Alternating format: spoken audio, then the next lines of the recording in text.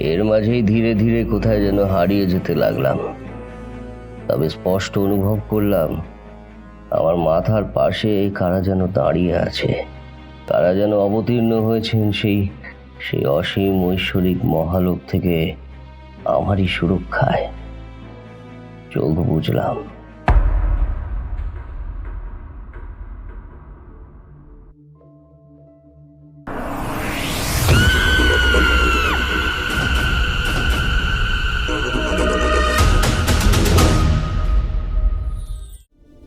বাংলা সাহিত্যের জনপ্রিয় সব গল্প নিয়ে আপনাদের সামনে হাজির গল্পের ঝাঁপি।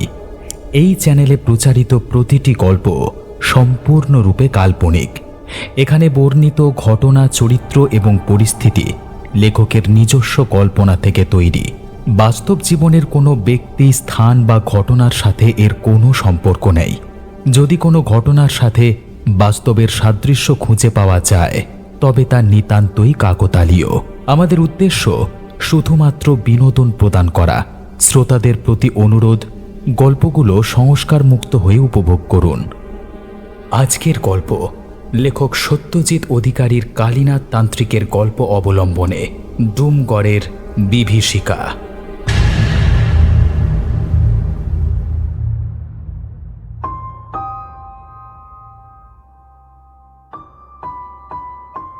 জগহরির জীবনে কিছু একান্তই ব্যক্তিগত সমস্যা চলছে।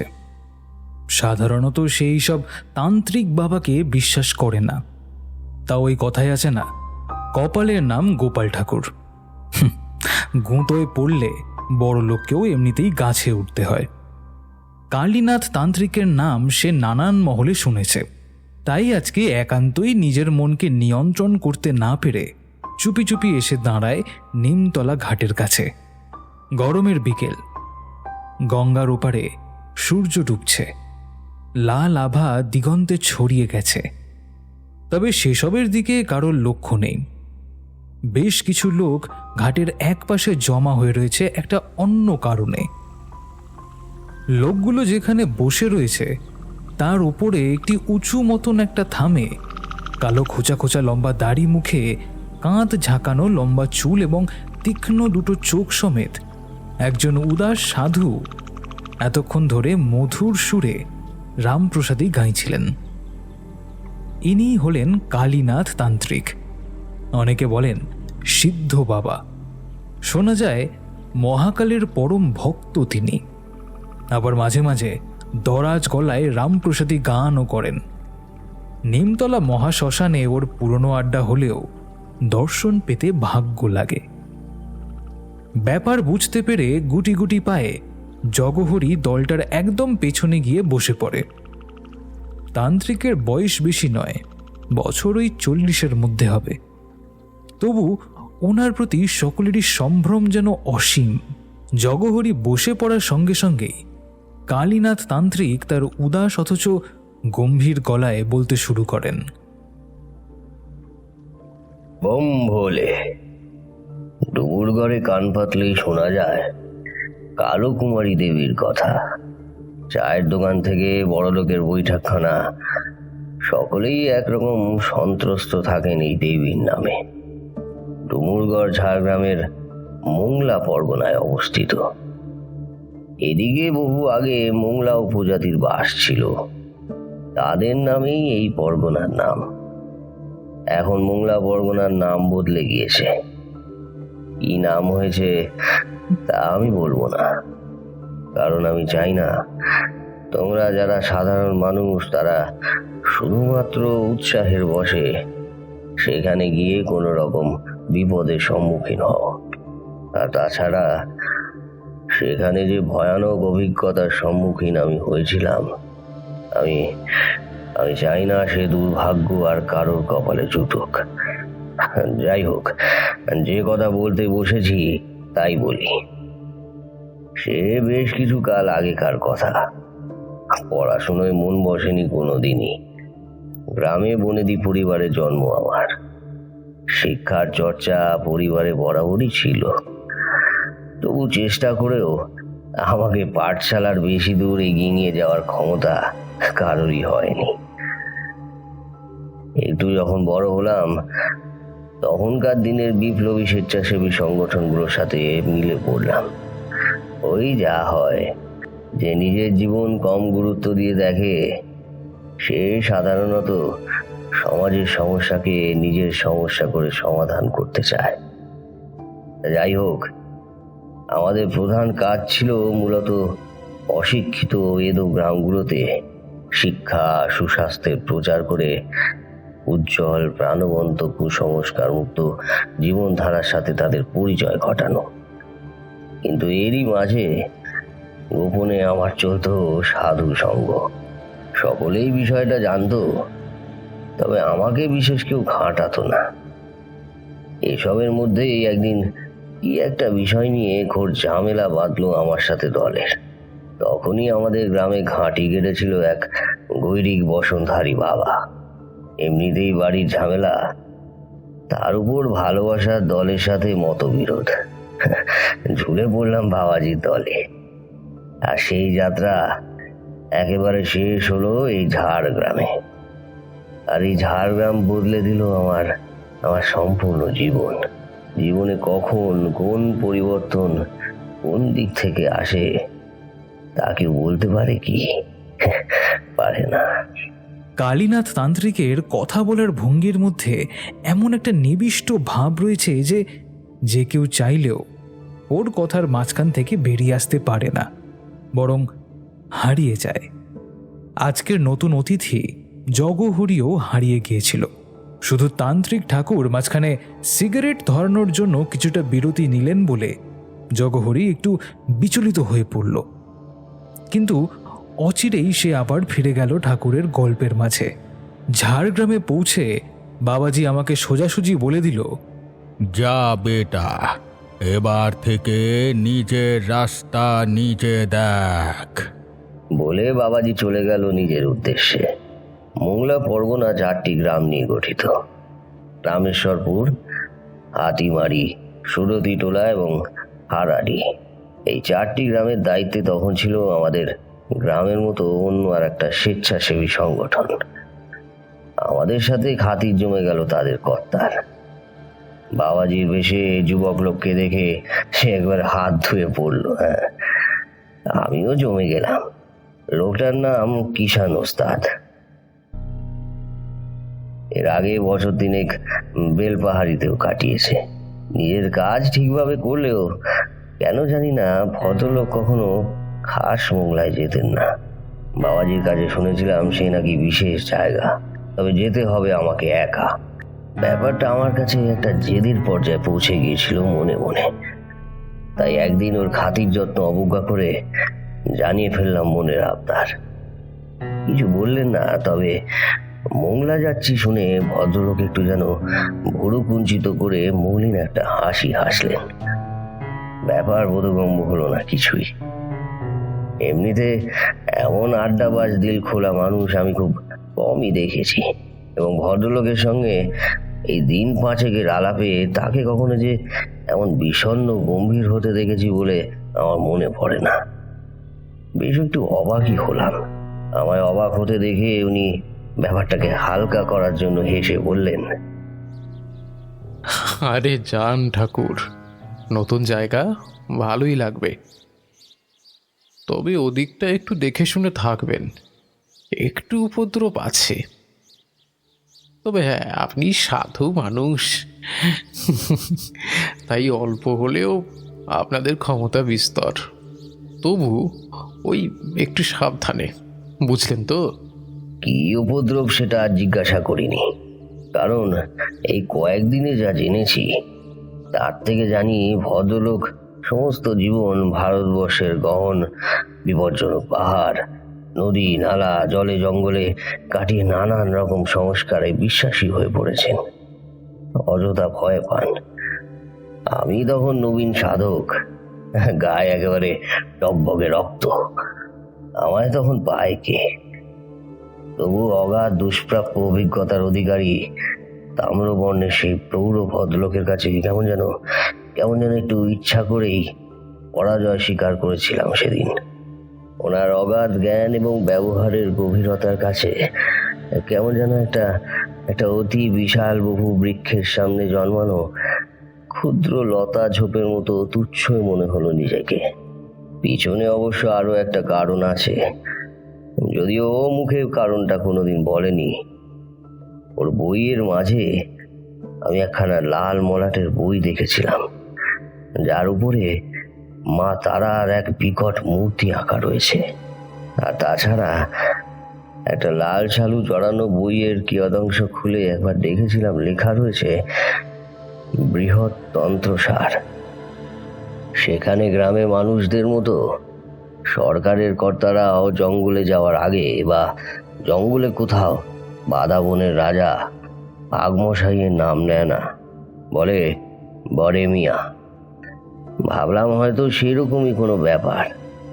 উনি আগ্রহী হয়ে ওনার চাপরাশি রাধুয়া বেসরাকে দিলেন আমার সঙ্গে, আর কোনো মতেই আমায় পায়ে হেঁটে বা অন্য কোনো রকমভাবে যেতে দিলেন না।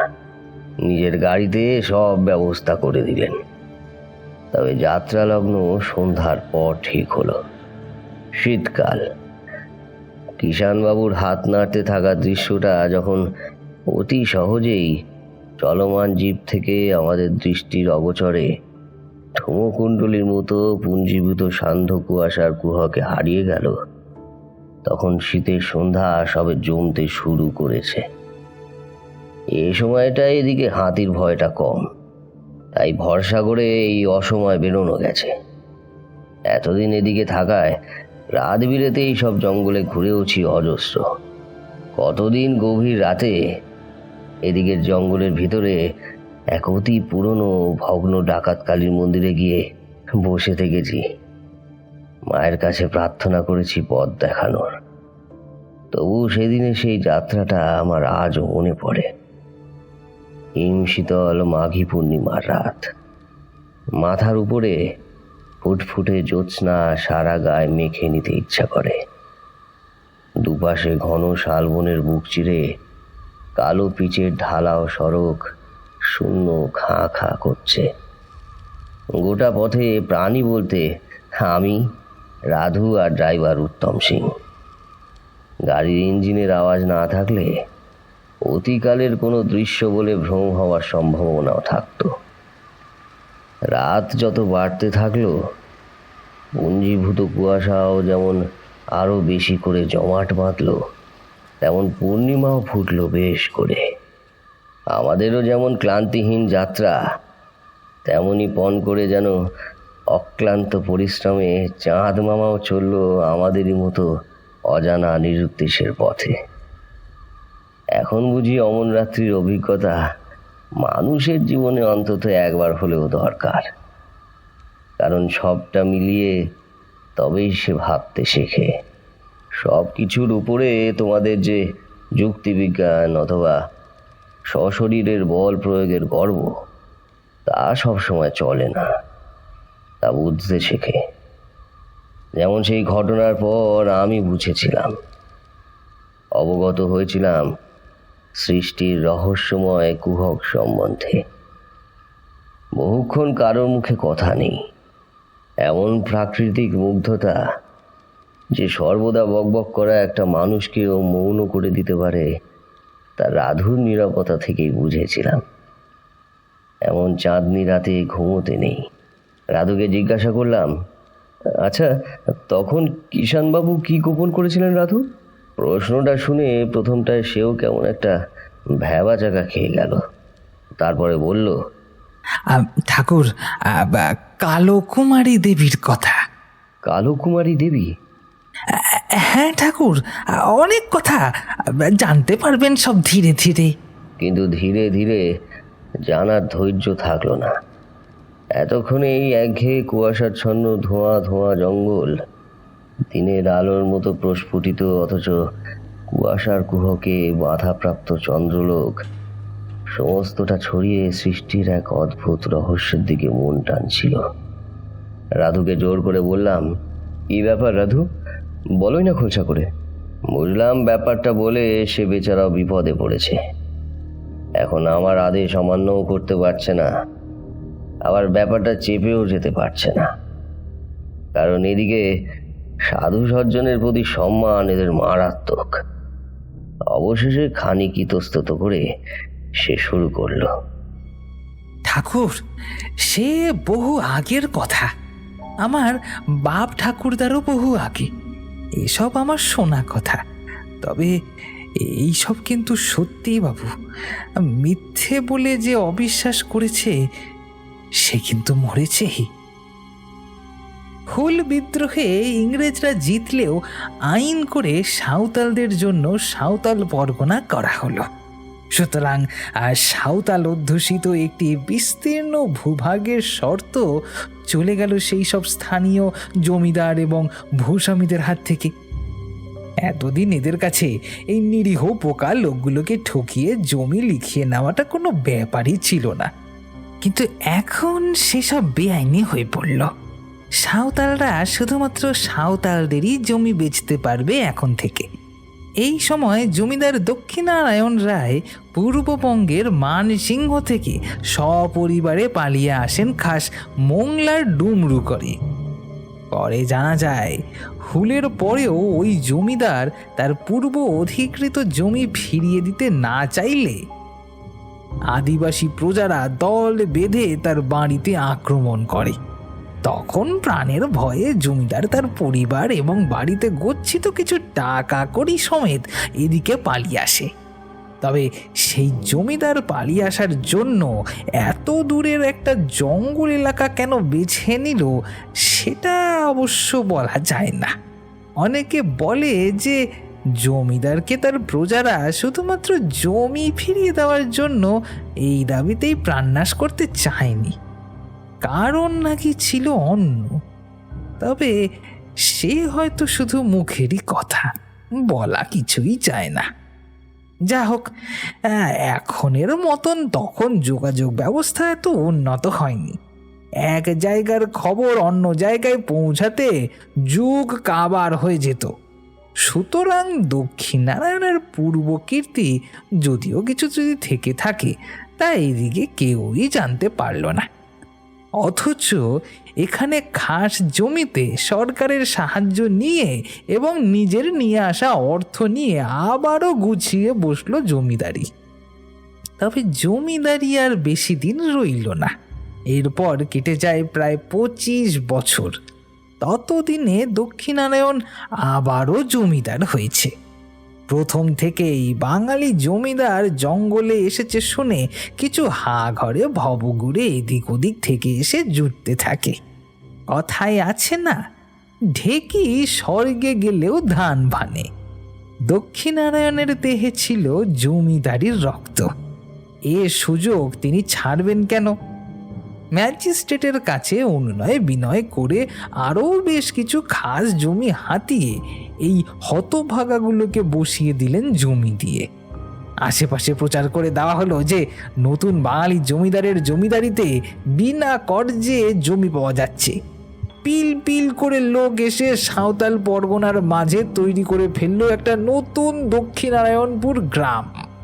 তবে জমিদারি ফিরে পেলেও জমিদারের মনে সুখ ছিল না, কারণ সব হলেও উত্তরাধিকারীর অভাব তখনও জমিদারের মধ্যে রয়েই গেল। 2 মেয়ে জমিদারের, বড় মেয়ের বয়স 15 এবং ছোট মেয়ের বয়স ওই 11। অনেক চেষ্টা করেও একটা ছেলে হলো না। রায় বংশে পারম্পরিকভাবে তন্ত্র সাধনার কিন্তু একটা রেয়াজ ছিল। দক্ষিণারায়ণ নিজেও পূজা আর্চা করতেন। এবার পুরোপুরি তন্ত্রে মনোনিবেশ করলেন তিনি। এক রাতে দক্ষিণারায়ণ স্বপ্নে একটি কালো অল্প বয়সী কোষ্ঠী পাথরের মতন কুমারী মূর্তি দেখলেন। মূর্তিটি দেখতে ঠিক তার ছোট মেয়ের মতন। এমন অদ্ভুত স্বপ্ন সে দিশেহারা হয়ে পড়ল। মনের ভুল বলে উড়িয়ে দিতেন হয়তো, কিন্তু পরপর 3 দিন ওই একই স্বপ্ন দেখলেন এবং তৃতীয় দিনে যেন শুনলেন সেই কন্যারূপী কিশোরী মূর্তি তাকে যেন কিছু বলছে। সে মূর্তি যেন বলছে, আমায় তুমি উত্তরের বাগানের কোণে প্রতিষ্ঠা করো জমিদার। আমার প্রতিষ্ঠা করলেই তবেই তুমি পুত্র লাভ করবে। তবে আমায় প্রতিষ্ঠা করতে গেলে আমার মূর্তির সামনে তোমার ছোট মেয়েকে বলি দিতে হবে। তুমি কন্যার বদলে লাভ করবে পুত্র, আর আমি লাভ করব তোমাদের বংশানুক্রমিক পূজা। স্বপ্নের কথা বিশদে কাউকেই কিছু জানালেন না দক্ষিণারায়ণ। শুধু বললেন এক অদ্ভুত দৈব স্বপ্নে তিনি আদেশ পেয়েছিলেন কালো কোষ্ঠী পাথরের কুমারী মূর্তি গড়িয়ে পূজা করলে তিনি পুত্র সন্তান লাভ করবেন। জমিদারের স্বপ্নাদেশের কথা ছড়াতে বেশি সময় কিন্তু লাগলো না। দূর দূরান্ত থেকে কারিগর আসতে লাগলো মূর্তি গড়ার বায়না নিতে, কিন্তু জমিদারের কাউকেই ঠিক মনোপুত হলো না। অবশেষে অনেক খুঁজে দক্ষিণ ভারতের তামিলনাড়ু থেকে একটি শিল্পীকে ধরে আনা হয়। সেই সম্পূর্ণ করে কাজ। জমিদার যেদিন শেষ স্বপ্নাদেশ পেয়েছিলেন তার থেকে প্রায় 5 অমাবস্যা পরে মন্দির প্রতিষ্ঠার দিন ধার্য হলো। সমস্তই কিন্তু গোপনে গোপনে। কারিগরকে তার প্রাপ্য দিয়ে আগেই ভাগানো হয়ে গিয়েছিল। বাকি যারা ঠাকুর এবং চাকররা ছিল তাদেরকেও আগের দিন যে যার বাড়িতে পাঠিয়ে দেওয়া হলো। বিঘা 4 জমির ওপরে উঁচু পাঁচিলে ঘেরা বাড়িটায় রইল শুধুমাত্র জমিদার, তার স্ত্রী লক্ষ্মীবালা এবং 2 মেয়ে অনুপমা ও নিরুপমা। যতদিন মন্দির বা মূর্তি গড়ার কাজ চলছিল ততদিন বাড়ির কাউকেই দক্ষিণারায়ণ সে বাড়ির ধারে কাছে যেতে দেয়নি। আর এদিকে ক্ষুদ্র জমিদারির কাজ পটোয়ারি বিনয়লাল নিজেই সামলাতে পারে। জমিদার এই কদিন রইলেন মন্দির চত্বরের কারিগরের সাথে সাথে। তবে সেই মন্দির প্রতিষ্ঠা হলেও সে মন্দিরে কিন্তু মূর্তির প্রাণ প্রতিষ্ঠা হলো না ঠাকুর। কি আর বলি ঠাকুর, সেই অমাবস্যার রাতের পর থেকে ও বাড়ির আর কাউকেই জীবিত দেখা যায়নি। জমিদারের স্বপ্নাদেশের কথা পরে কারিগরদের মুখে মুখে দেশে দেশে ছড়িয়ে পড়ে। কারোর কোনো সারা শব্দ না পেয়ে প্রায় 4 দিন পর গ্রামের লোক পাঁচিল টপকে সে বাড়িতে ঢুকে দেখে সারা বাড়ি, উঠান, বাগান, মন্দির জুড়ে ছড়িয়ে ছিটিয়ে আছে এ বাড়ির 4টি প্রাণের ছিন্ন ভিন্ন 4টি আধ পচা লাশের অংশ বিশেষ এবং শুকনো হয়ে যাওয়া জমাট বাঁধা চাপ চাপ রক্ত। সবচেয়ে বিভৎস অবস্থা ছিল মূর্তির। কোষ্ঠী পাথরের কালো কিশোরী মূর্তির সর্বাঙ্গ বেয়ে ঝরে পড়া ওই শুকনো চাপ বাঁধা রক্ত জমাট বেঁধে রয়েছে। বিশেষ করে লক্ষ্য করার মতন মূর্তির 2 চোখ। দেখলে মনে হয় রক্তের অশ্রুধারা ঝরে পড়ছে মূর্তির আয়ত চক্ষু জোড়া থেকে। প্রথমত মূর্তির নিখুঁত গঠনশৈলী এবং এখন কালো প্রাণবন্ত 2 চোখে অশ্রুধারা দেখলে কেমন যেন গা ছমছম করে। মনে হয় মূর্তিটা জীবিত। অবিশ্বাসী ইংরেজ পুলিশ তাদের কাজ সম্পূর্ণ বাড়ি এবং মন্দিরে তালা লাগিয়ে চলে যায়। সেই তালা আজ 100 বছরেরও বেশি ধরে ওখানেই রয়েছে, কেউ খোলেনি। কেউ ভয়েও ওদিকটা বাড়াতো না পর্যন্ত। সকলে এই মূর্তিকে নাম দেয় দক্ষিণারায়ণের কালো কুমারী দেবী। আর সেই জন্যই এখনো ওই ডুমরুগড়কে অভিশপ্ত বলে ধরা হয়। সমগ্র খাস মংলার দুর্নাম ওই একটি কারণে ঠাকুর। একটা দীর্ঘশ্বাস ফেলে তান্ত্রিক ঠাকুর বললেন, বুঝলে তো, জিজ্ঞেসে করেছিলাম ওকে এত ভয়ের কারণ কি, পরেও কারোর কোনো ক্ষতি হয়েছিল নাকি। আমার প্রশ্নের উত্তরে সে বেটা বলল, কি আর আপনাকে বলি ঠাকুর, এই দেবী শুধু ওই বাড়ির 4টি মানুষের রক্ত খেয়েই শান্ত হলো না, বরং বেড়ে গেল তার ক্ষুধা।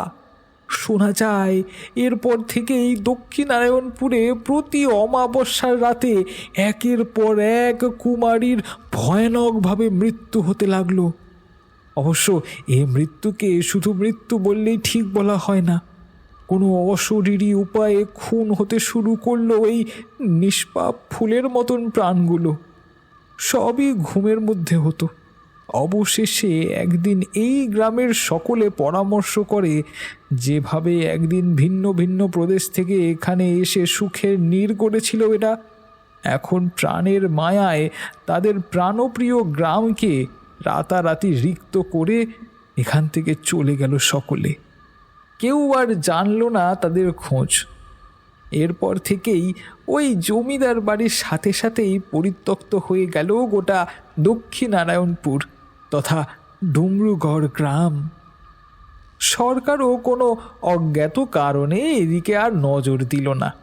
ক্রমে লোকমধ্যে কালো কুমারীর ভীতি এমনভাবে প্রচার হলো যে দেশ স্বাধীন হওয়ার পরে মোংলা পরগনার মধ্যে থেকেই বাদ দিয়ে দেওয়া হলো এই গ্রামকে।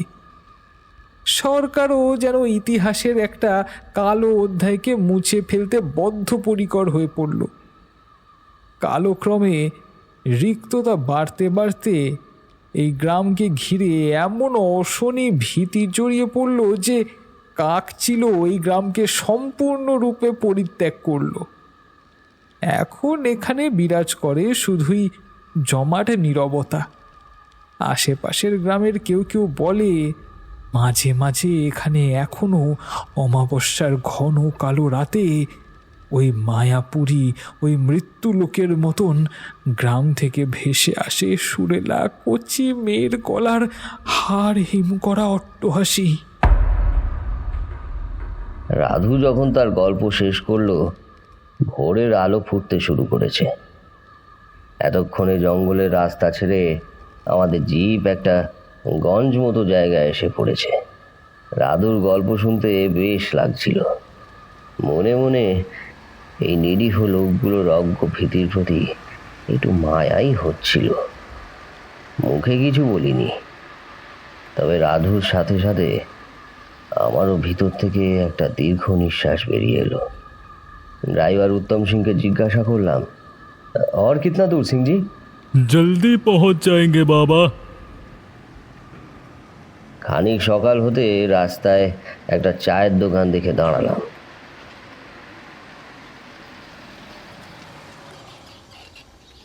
শীতের সূর্য তখনও গড়িমসি করছে। রাতের আভা এখনো ছড়িয়ে সমস্ত আকাশে। পথের পাশের একটা মাটির দোকানে সবে উনুন ধরানো হয়েছে। সিং এখানে দাঁড়াতে না চাইলেও আমি জোর করেই দাঁড় করালাম। কাল সন্ধে থেকে গোটা রাত গাড়িতে বসে একটা বিরক্তি লাগতে শুরু করেছে, এবং সাথে রাধুর গল্পের আবেশটাও কাটানো দরকার। গাড়িটা রাস্তার পাশের মাটির জমিতে রাখলো সিং। সকলে মিলেই নামা হলো। প্রথম সকালের ঘোলাটে কুয়াশা ভেদ করে সূর্যের ক্ষীণ রশ্মি সবেমাত্র মাঠের উপরে তাল গাছগুলোর মাথায় সামান্য রং ছড়িয়েছে।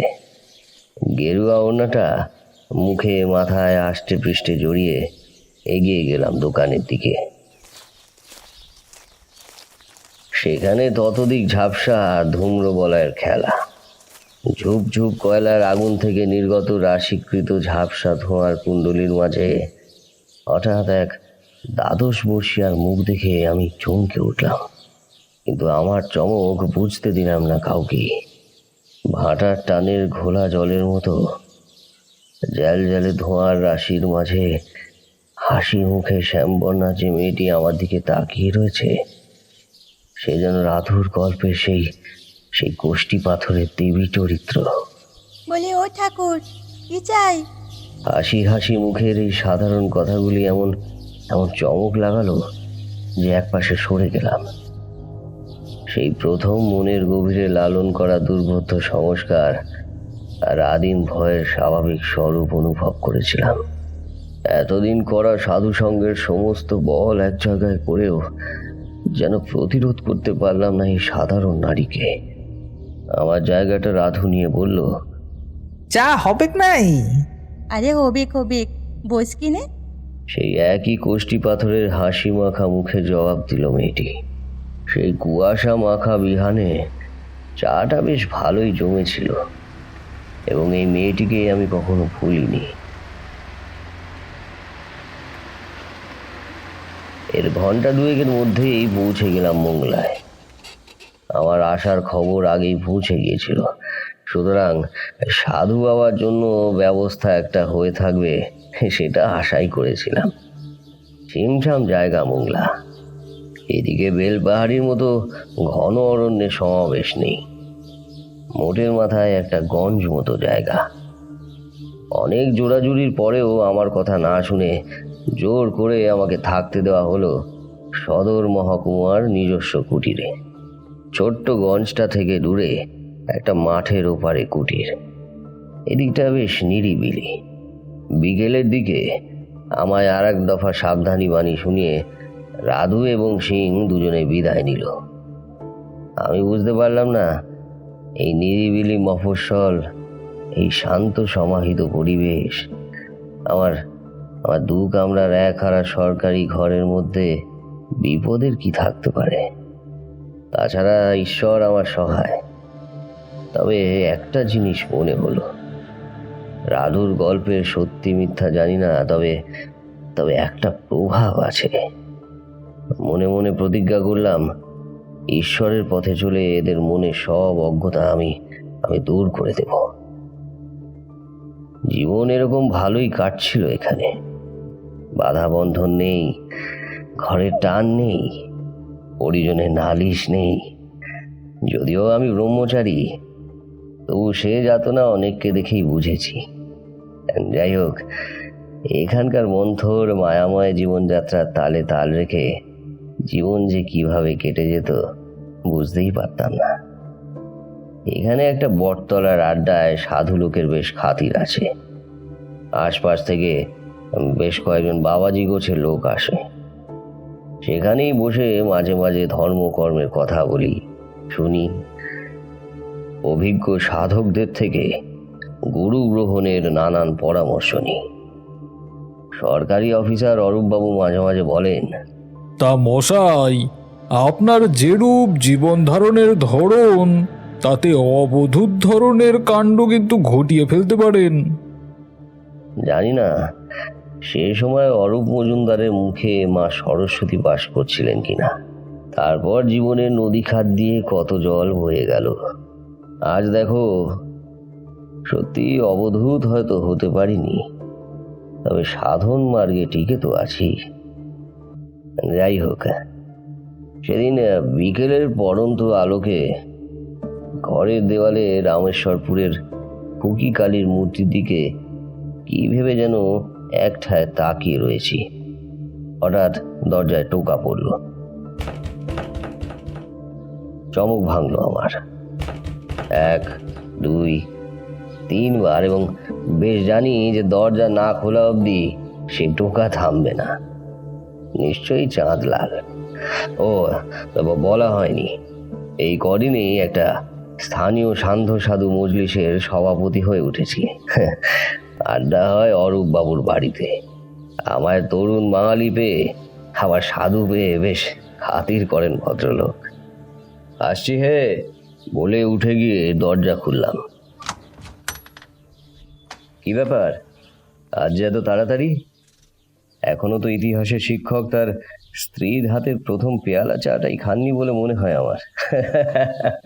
আরে মশাই, ভিতরে এসো। বাইরে কেন? এসো এসো। দরজা দিয়ে রোগা শিগড়ে ধরনের যে লোকটা প্রবেশ করলো, এই চাঁদলাল।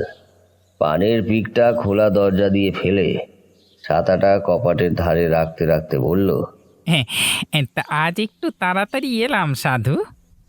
বয়সে ওরা সবাই আমার থেকে বেশি, তবু সম্মানের দৌড়ে আমি এগিয়ে। তাই ওরা আমার নাম না ধরে শুধু সাধু বলেই ডাকত। আমার কাজ আজকে একটু তাড়াতাড়ি মিটিয়ে ফেললাম। ভাবলাম আপনি ব্রহ্মচারী মানুষ, আপনার কাছেই দুদণ্ড বসা যাক। তা বোঝেনি তো, আমার পত্নীটি একটু বিশেষ বাচিক, সেই দিক দিয়ে আপনি একরকম বেঁচেই গেছেন। এই ভদ্রলোকের অনেক রকম স্বভাবের মধ্যে অন্যতম একটি হচ্ছে শীত, গরম বা বর্ষা সব ঋতুতেই তার পৌরাণিক ছাতাটি বগল দাবায় করে বেরোনোর অভ্যাস। তাছাড়া আরও নানান রকমের বাতিকের কারণে মাঝে মাঝে স্ত্রীর সঙ্গে এনার মনোমালিন্য হয়ে থাকে। ভদ্রলোকের আর একটা ব্যাপার হলো, নাম চাঁদলাল হলেও বাংলাটা বেশ ভালোই বলেন। এখানে বাঙালি আড্ডার ইনিও একজন হোতা, কিন্তু সাধারণত বক্তৃতার সভাপতিত্বের দায়িত্ব থাকে আমার উপরেই। দেশ দুনিয়ার নানান রকম অদ্ভুত রোমাঞ্চকর সব বিষয় এক একদিন মুখ্য হয়ে ওঠে। বললাম, আজকের বিষয় সম্বন্ধে কিছু পূর্ব প্রস্তুতি আছে নাকি চাঁদলালবাবু? কোন বিষয়? ও, তা আপনার তো বিষয়ে একদম নমান্যতি। এই হলো ওনার আর এক ব্যাপার। পিতৃদেব সংস্কৃতের অধ্যাপক ছিলেন বলে মাঝে মাঝে এই কথার মাঝে সংস্কৃত টেনে আনেন। আমি বললাম, জানেনই তো, সাধনায় অগ্রসর হব বলে গৃহত্যাগ করে এত দূর এসেছি, কিন্তু তাও তো এটুকু অগ্রসর হতেও পারলাম না। আরে রাখুন তো মশাই আপনার বিলাপ, সন্ধে হয়ে গেল, চলুন দেখি আড্ডায়। এইদিকে ব্যাপারটা যত ভালো অরূপবাবু জানেন, অতটা আর কেউ জানেন কি না সন্দেহ। উনি আপনাকে বলবেন সব। মনে মনে হাসলাম। এতদিন হলো এখানে আছি, রাধুয়ার বলা গল্প যে মাঝে মাঝে মনে হাসির উদ্রেক করে না তা নয়, কিন্তু তাছাড়া ও ব্যাপারে আজ পর্যন্ত নিজের কোনো উৎসাহ দেখানোর প্রয়োজন মনে করিনি, আর কারোর মারফত জানতেও পারিনি রাধুর বলা কথার চেয়ে বেশি কিছু। আড্ডায় আরেক লোকের কৃপায় অন্য সংস্থানে জীবন এখানে বেশ ভালোই চলছে। শুধু মনে মনে একটা খচখচানি ছিল যে সাধন মার্গে যেন কিছুতেই অগ্রসর হতে পারছি না। দিনে শীত পেরিয়ে বসন্ত এসেছে। বসন্ত সন্ধ্যার আকাশে যখন চমকালো তারা উঠেছে, তখন আমরা আমার উঠি থেকে 1.5 কিলোমিটার দূরে সুরতি টোলার সীমানায় অরূপবাবুর বৈঠকখানায় পৌঁছালাম। গিয়ে দেখি এক এক করে সবাই এসেছে। উপেনবাবু, শ্যামলাল, মাধুকরী। ঢুকতেই সকলে একযোগে সম্ভাষণ করে উঠল। আরে আসুন আসুন, সবাই আসুন আসুন। মাধুকরী তার স্বভাব সুলভ মেয়েলি ভঙ্গিতে টিপ্পনি কেটে বলল, তা সাধু বাবা কি আজকের বিষয় নিতান্তই অনীহা নাকি, তাই একটু দেরি করে এলেন? শ্যামলাল সঙ্গে সঙ্গে ফোড়ন কাটল। তবে নাই বা হবে কেন? না হলে কি আর সাধু বাবার সম্মান থাকে? সকলেই জানেন যা হোক একরকম। এই সময় অরূপবাবু মধ্যস্থতা করে বললেন, আহা, তোমরা কি শুরু করলে বলো দেখি? এরা সবে এলো এইমাত্র। ওহে, আবার তোমরা দাঁড়িয়ে রইলে কেন হে? আরে বসো বসো। ওহে হরি, চাটা এখনো যে দিলি না? চাকর হরির দিয়ে যাওয়া চায়ের কাপে চুমুক লাগিয়ে আয়েশ করে আড্ডা শুরু হলো। আড্ডার বিষয় ছিল ভূত। সুতরাং বলাই বাহুল্য, অতিলৌকিক, পরলৌকিক, অলৌকিক সব রকম হয়ে দেশি মামদ পেতনি থেকে শুরু করে তোমাদের বিলিটি হ্যালিন ফ্যালিন পর্যন্ত উদ্ধার হয়ে গেল। বাদ পড়ল না কিছুই। একসময় সবাই নিজের নিজের জীবনের কিছু না কিছু অভিজ্ঞতার বর্ণনা দিয়ে জাহির করতে চাইল যে তাদের ভূতে বিশ্বাসের ভিত্তি নিতান্তই অমূলক নয়। এই জাহির করার প্রবণতাটা বোধহয় সবচেয়ে বেশি আমাকে লক্ষ্য করে। আমি কিন্তু নির্বিকার। আজ আড্ডায় পাণ্ডা আমি নই। সুতরাং অরূপবাবু বলে বসলেন, তা আপনি কিছু বলছেন না? আপনার কি মত সাধু? আমার যে কি মত তা তো জানেনি। ভূত বা অলৌকিক যাই থাকুক, তবে ভগবানে বিশ্বাস আমার অটুট, এবং সেই বিশ্বাসেই আমি স্থির। ভূতের গুণগান করা আমার পোষাবে না। এবার কেউ কেউ ভূত না থাকলে ভগবান থাকবে না জাতীয় আদিতত্ত্বের উপস্থাপন করবে জানি, কিন্তু তবে বলবো, আপনাদের যুক্তি আপনাদের কাছেই রাখুন। আমি যে বিশ্বাস নিয়ে পথে বেরিয়েছি সেই বিশ্বাস নিয়েই আমি এগিয়ে যাব। আর আরও একটা বিষয় বলবো, ভূতের অস্তিত্ব বাস্তবিকই যদি এতই থাকতো, তবে তার অস্তিত্বের প্রমাণ দিতে আপনাদের মতো এমন হুজ্জুত পড়ে যেত না। কই, ওই ভগবানের অস্তিত্বের প্রমাণ কাউকে দেখেছেন এরকম সভা ডেকে তর্ক করতে? আমার ভাষণ মূলত যে দুজনকে লক্ষ্য করে, তাদের একজন এবারে মোক্ষম চালটা দিল। শ্যামলাল বলল, তা একবার দেখে আসার ইচ্ছা হয় নাকি ওই কালো কুমারীর মন্দিরটা? আমি কিছু একটা বলতে যাচ্ছি, মাধুকরী বলে উঠল, কেন হে, সাহেব কুটিতে তো উনি নিজেই থাকেন।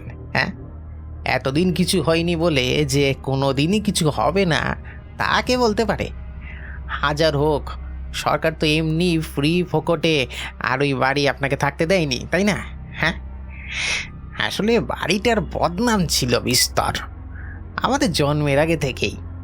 শুনেছি এককালে ও ঘরে ইংরেজ সাহেবরা থাকতো, তারপর সব মরে হেজে গেল। সেই থেকেই ওই বাড়ি বন্ধ ছিল। পরে সরকার থেকে মেরামত করলেও লোক থাকতে পারেনি কোনো দিনই। আগে কয়েকবার লোক এসেছে আর গেছে, নানান রকম কথা বলে সকলে ওই বাড়িকে ঘিরে। একমাত্র আপনিই দেখছি টিকে গেলেন।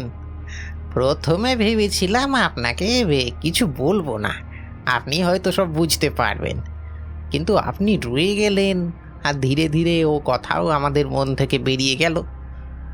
আজ যখন কথা উঠেছে তখনই ওই সব খোলসা করে বলা হোক। শ্যামলাল বলল, বোধ হয় তেনারা ওনাকে বড় ভালোবেসে ফেলেছেন। ওই যে জিজ্ঞাসা করুন না চাঁদলালকে, যে আপনার ঘরে যায়, সে তো সব জানে। অবাক যে একটু হলাম না তা নয়, আমার আস্তানার একটা ইতিহাস আছে, তাও আবার ভূত সম্পর্কিত। একটু অবাকই হলাম, বুঝতে পারলাম একটা স্পষ্ট জেদ চেপে পড়ছে মনে।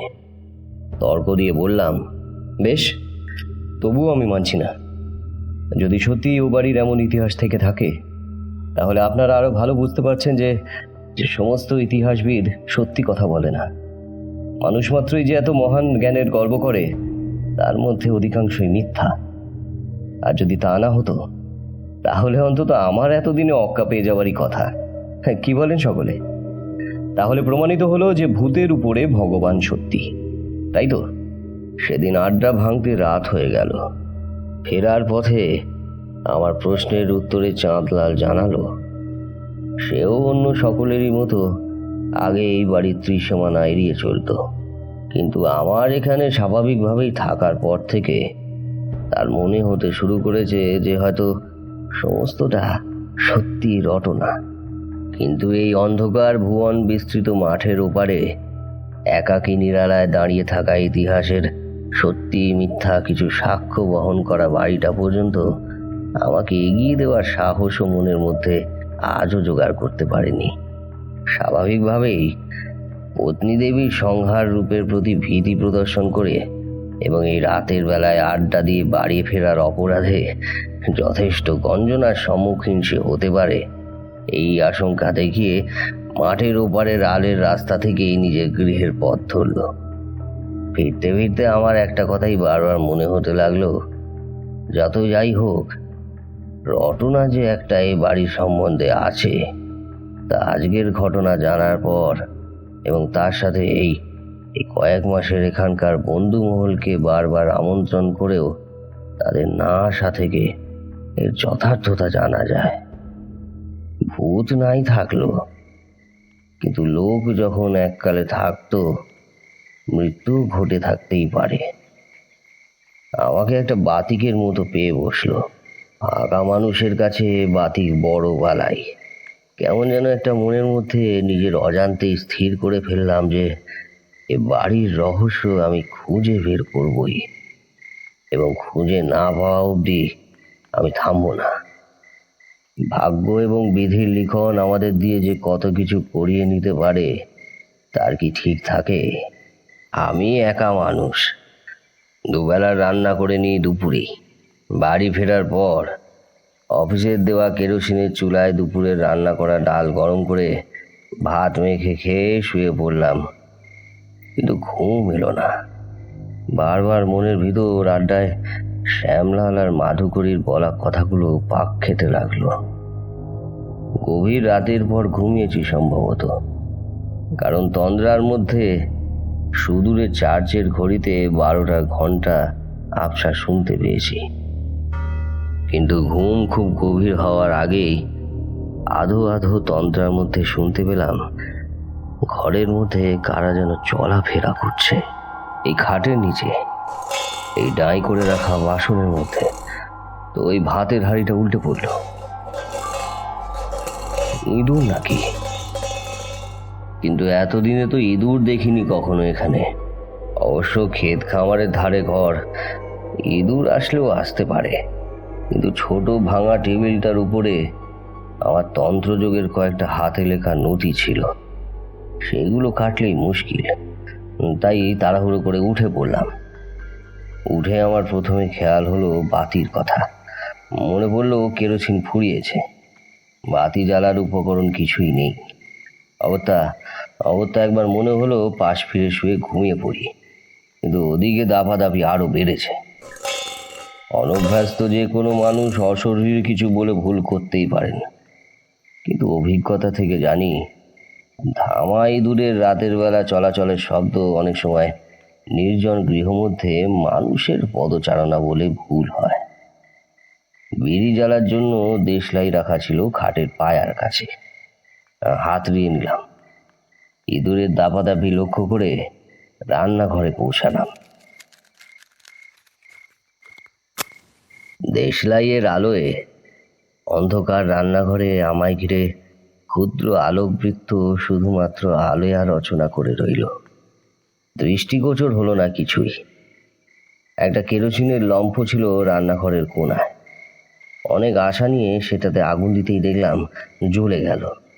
যাক, সেটা জেলে পিছন দিকটায় ফেরাতেই দুটো ধামা ইঁদুর এক লাফে সরকারি সম্পত্তি পুরনো দিনের কাঁচের বাতিদানটার উপর ঝাঁপিয়ে সেটাকে সশব্দে ভেঙে আমার তন্ত্রসারের উপর দিয়ে লাফিয়ে পালালো। কি সর্বনাশ! রান্নাঘরে লাগোয়া ওই ছোট ঘরটাই আমার মোটামুটি সাধনার স্থল। ওখানেই আমার রাজ্যের শালু বাঁধা কাগজ, হাতে লেখা পুঁথি, রুদ্রাক্ষের মালা ইত্যাদি নানা জিনিস রাখা রয়েছে। না, কাল বিষ না হলে ওই জাঁতিকল বসাতেই হবে। কিন্তু আজ রাতটার কি হবে? বেশ একটু বিরক্ত চিত্তে কাঠের ভেজানো দরজা ঠেলে ছোট ঘরটায় ঢুকলাম। কেরোসিনের আলো এদিক ওদিক ফেলে দেখলাম সিমেন্টের চটা ওঠা মেঝের এক কোণে দেওয়াল আর মেঝের সংযোগস্থলে ঠিক শীত কাটার মতো গর্ত। নিশ্চয়ই ইঁদুর বেটাদের কাজ। ঘরটায় এদিক সেদিক আলো ফেলে যখন মুশিক দয়ের টিকিটুকুও দেখতে পেলাম না, তখন বুঝলাম নিশ্চয়ই বেটারা ওই গর্তেই ঢুকেছে। ভাবলাম আজ রাতের মতো ভারী কিছু একটা চাপা দিয়ে ওদের বেরোনোর আপাত পথটা রোধ করে কাল কিছু একটা ব্যবস্থা করা যাবে। যদিও এভাবে এই দূরের আটকানো নিয়ে মনে গভীর সংশয় থাকলেও উপায় কিছু না পেয়ে একটা থানির দরজায় নড়বড়ে পাল্লাটা ঠেকিয়ে রাখার জন্য ব্যবহার করতাম। সেইটি তুলে এনে গর্তের মুখে চাপা দিতে গেলাম, কিন্তু গর্তের মুখে আমার লম্ফের আলো পড়তে কেমন একটা সন্দেহ হলো। চকচকে লাল মতো কি গর্তটা এমন মাপের যে ভালো করে বোঝাও যায় না। কেরোসিনের আলোয় খুব ভালো করে দেখে এসে একটু চমকে উঠলাম। এই যে তাজা রক্ত! ব্যাপার কি? ওনার দেওয়ালে শাবলটা ঠেকানো আছে। নিয়ে এসে সরিয়ে ফেললাম দুটো ইট, আর অমনি একটু ফাঁক পেয়ে চি করে ডেকে একটা ইঁদুর লাফিয়ে বেরিয়ে গেল একেবারে আমার পায়ের ওপর দিয়ে। কিন্তু আমার তখন ইঁদুরের দিকে মন নেই, চোখ চলে গেছে অন্য একদিকে। দুটো ইঁদুরের একটা এইমাত্র পালালো, আর একটার পেট গেঁথে রয়েছে একটা ফলায়, আর ফলায় লাগা রক্ত এই কেরোসিনের আলোয় দেখেছি আমি। কিন্তু এখানে ফলাটা কিসের? কোথা থেকেই বা এলো? কে লুকিয়ে রেখেছে এখানে? লাইন ধরে 20 ইঞ্চি পুরো গাঁথুনির সামনের শাড়ির আরো 5-6টা ইট খুলে ফেললাম। আড়াআড়ি লম্বা ফোকরটায় হাত ঢুকিয়ে যে জিনিসটা টেনে বের করলাম সেটা অতি পুরনো একটা বলির খাঁড়া। বহু বছরের অব্যবহারে এবং মাটির নিচে অযত্নে পোতা থাকার ফলেও তাতে কোনো মোচে বা কলঙ্ক ধরেনি। আর এই কারণেই ইঁদুরটা অসাবধানে গর্তে ঢুকতে গিয়ে এভাবে গেঁথে গিয়েছে। ইঁদুরটাকে বের করে জানলা খুলে টান মেরে ছুঁড়ে ফেলে দিলাম। জিনিসটা হাতে নিয়ে বুঝলাম এর ওজন অনেক। শুধু তাই নয়, এই জিনিস হাতে নিলে কেমন একটা শিহরণ খেলে অন্তরাত্মায়। আমি কাপালিক নই, তবে এর মধ্যেই কয়েকজন ভীষণ দর্শন কাপালিকের সঙ্গ লাভ করেছি। অস্ত্র হাতে ধরলেই খুনি হতে স্বাদ জাগে। কেরোসিনের কুপির মৃদু হলদেটে আলোয় সেই গৃহকোণে 4 ফুট লম্বা একটা ঐতিহাসিক রক্তমাখা ঝকঝকে খড়গ হাতে গেরুয়া পরনে যে কেউ আমার মুখের দিকে চাইলে চমকে উঠত, কারণ সে মুখে খেলা করছিল এক রহস্যময়ী ক্রূরতা। এরপর আরো 6 মাস কেটে গেছে। এই কদিনে সেই খড়গ আমার জীবনের আমূল পরিবর্তন ঘটিয়ে দিয়েছে। আমি এই বাড়ির বিভিন্ন স্থান থেকে একের পর এক খুঁজে কখনো ঘুরে বের করেছি একের পর এক রহস্যজনক ঐতিহাসিক জিনিস। আর এই কাজে আমি এখন এতটাই ব্যস্ত যে আমার পুরনো অতি প্রিয় অরূপবাবুর বাঙালি আড্ডার দিনমনের সাধু সঙ্গ, শ্মশানে বেড়ানো সমস্তটাই ত্যাগ করেছি। তাই শুধু নয়, সামান্য সাধনাও একরকম মাথায় তুলেছি আমি। শুধুমাত্র লৌকিকতা হারালে এই স্থানের মায়া ত্যাগ করতে হবে, এই ভয় কোনো মতে নইব চ করে টিকিয়ে রেখেছি। মনের মধ্যে একটাই জেদ, এই ঘরের রহস্য উদ্ঘাটন করে মূর্খ মানুষের ইতিহাস সম্বন্ধে গর্ব করা অরূপবাবুকে চমকে দিতে পারবো। তোমাদের একটু বিশদেই বলি। কালীনাথ আবারও একটু থামলেন। ততক্ষণে সন্ধে বেশ গাঢ় হয়ে গেছে। একটা নিবিড় ছায়া ঘনিয়ে এসেছে নিমতলা ঘাটের উপরে। যেমন নিবিড় হচ্ছে কালীনাথের গল্পের রহস্য, ঠিক তেমনি আবার শুরু করলেন কালীনাথ। সেদিন রাতে ওই অদ্ভুত খড়গটা কাকতালীয়ভাবে পেয়ে যাওয়ার পর আমার মাথায় কেমন একটা রোগ চেপে বসে। ভিতরে কে যেন বলতে থাকে, আরো খোঁজো, খুঁজলে আরো পাবে মানিকধন। সেই মানিকধনটা যে কি তা অবশ্য ধীরে ধীরে বুঝেছিলাম। নিয়ম মাফিক দুপুরের বটতলায় সাধু সঙ্গ করে বাড়ি ফিরেই খড়গ নিয়ে পড়তাম। আমার বাড়িতে আসা লোক বলতে একমাত্র ছিল চাঁদলাল। তাকে আর আসতে দিই না, বলে দিয়েছে আমায় যেন সময় অসময় বিরক্ত না করে। আমি একজন সাধক মানুষ, এমন অকারণে বিরক্ত করলে আমার মন সংযোগ নষ্ট হয়। চাঁদলাল অবশ্য মনে কষ্ট যতটা পেয়েছিল, অবাক হয়েছিল তার চেয়ে বেশি। সে পাক এই 6 মাসে আমার শোয়ার ঘরের মেঝে, বাথরুমের চৌবাচ্চার তলা, রান্নাঘরের দেওয়ালের প্রতিটি কোণা, আমার সাধনা ঘর, এমন কোনো জায়গা বাদ পড়েনি যেখানে আমি খনন কাজ চালাইনি। কোথাও কিছুই পাইনি তো কোথাও পেয়েছি অনেক কিছুই। তার মধ্যে সবচেয়ে মূল্যবান জিনিসটা গতকাল রাতে আমার হাতে এসেছে। একটা অতি পুরনো কাঠের বাক্সে বন্ধ করা একটা বহুকালের জীর্ণ পুঁথি। সে পুঁথির ভিতরে কি লেখা আছে তা পড়ে উদ্ধার করা একরকম অসম্ভব। প্রথাগত শিক্ষা বলতে আমার পাঠশালা হলেও যুগের নিয়মে আমি পড়তে লিখতে ভালোই শিখেছি। কালের নিয়মে কাগজটার হলদেটে পাতার লেখা হরফ প্রায় অস্পষ্ট হয়ে এসেছে। সম্ভবত সংস্কৃতে কিছু লেখা ছিল। 1-2 অক্ষর দেখে অন্তত তাই অনুমান করা যায়। কিন্তু ভিতরের দিকের একটা পাতায় শিল্পীর সুনিপুণ হাতে আঁকা একটি চিত্র এখনো বেশ সুস্পষ্ট। মহাকাল যেন ইচ্ছা করে তার ছাপ ফেলে যায়নি এই চিত্রের উপর। ভবিষ্যৎ প্রজন্মের জন্য তা কালের সাক্ষ্য আর রহস্যের ইন্দ্রজাল রচনা করে আজও সমুজ্জ্বল। তা যাই হোক, সে পুঁথির পাঠোদ্ধার না করতে পারলেও তাতে এককালে কি লেখা ছিল তা জেনেছি। বাথরুমের ইদারা খুঁড়ে একটা ছোট্ট ফোকরের ভিতর থেকে একটা বহুকালের চামড়ার বাইন্ডিংওয়ালা ডায়েরি পাই। সে ডায়েরির মালিক হলেন মাধবরী বর্ণিত এই কুঠিরের এককালের স্বত্বাধিকারী পার্লং সাহেব। সাহেব তার ডায়েরিতে ওই পুঁথির বিষয়ে লিখে গেছেন। ওই পুঁথি হলো কালো কুমারী দেবীকে জাগানোর গোপন মন্ত্রের লিখিত রূপ, এবং পুঁথির ভিতরে শ্যামবর্ণা যে দেবী মূর্তির চিত্র আঁকা হয়েছে তাই হলো কালো কুমারী দেবী। সাহেব ছিলেন দক্ষিণ নারায়ণ খুন রহস্যের প্রধান অনুসন্ধানকারী। সাহেব এখানে পোস্টিং থাকাকালীন এই তদন্তের ভার তার উপরে আসে। তিনি তার স্ত্রী কন্যাকে নিয়ে থাকতেন এই কুঠিরে, কিন্তু অনুসন্ধান করতে গিয়ে এই দুধে সাহেবের মনে হয় ব্যাপার কিছু রহস্যজনক। তাই সরকারিভাবে কেস বন্ধ হয়ে গেলেও সাহেব নিজে ব্যক্তিগতভাবে অনুসন্ধান চালিয়ে যেতে থাকেন। এই সময় সাহেবের হাতে এই খাঁড়া, দেবীর শাড়ি, গয়নার বাক্স আর সেই দক্ষিণী কারিগরের দস্তখত করা জমিদার মশাইয়ের সঙ্গে চুক্তিপত্র এবং আরও অনেক কিছু আসে।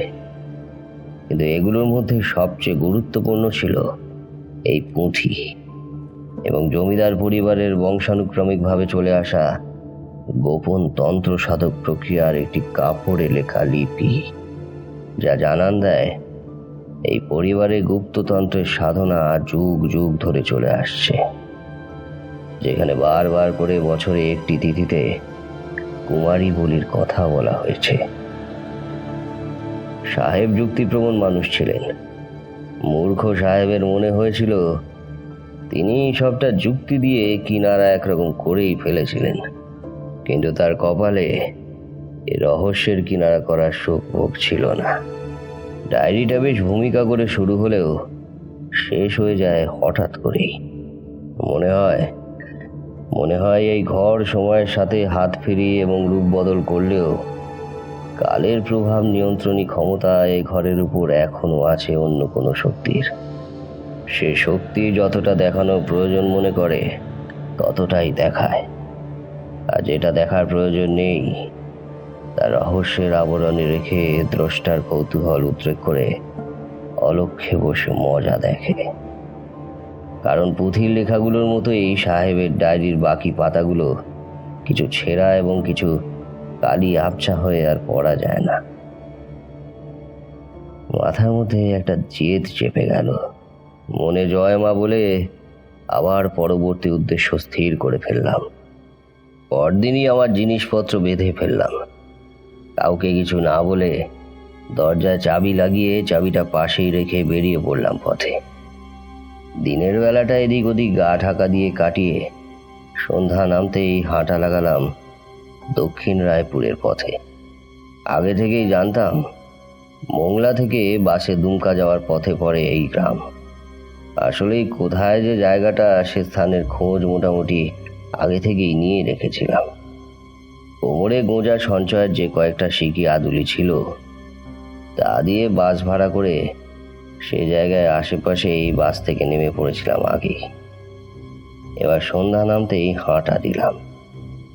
অমাবস্যার তখনও 3 দিন বাকি, তবু সন্ধ্যা হতেই ঘুটঘুটে অন্ধকার নামলো চড়াচড়ে। বাইরে অজস্র ঝিঝির শব্দ আর নিঝুম নিশুতি সন্ধ্যায় উত্তেজিত মস্তিষ্কের ভিতরে রক্ত চলাচলের শব্দ মিলে মিশে গেল। না, ভয় আমি পাইনি। এটুকুতেই ভয় পেলে এই বিপজ্জনক কাজে নামতাম না।